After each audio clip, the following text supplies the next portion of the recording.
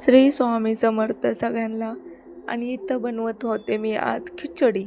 आणि सगळं मटेरियल तुम्हाला दाखवते बरं का. मीठ, मिरची सगळं घेतले, कांदा, टमॅटो, लसूण, थोडे शेंगदाणे, सगळं थोडं थोडं टाकायचं. आणि आज ना या शेंगदाण्याच्या पुडीला आहे ना, बरणीत भरायला सुद्धा मला अगदी वेळ भेटणार नाही. आणि हे बघा, या वाटीत जरा थोडासा लसूण होता, ते पण दाखवत होते. आणि कांदा, टमॅटो, बटाटा टाकलं.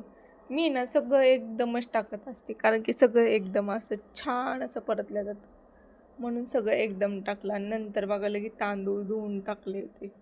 म्हटलं तांदूळ धुवून झाले की लगे कुकरचं झाकण वगैरे लावून ठेवता येईल म्हणून. आणि इथं बघा माझा भात रेडी आहे. पूर्ण खानदेशी पद्धतीतला भात बनवलेला आहे मी. आणि इथं बघा लगेच जेवण वगैरे झाली, लगे भांडे घासायचं पण काम केलं.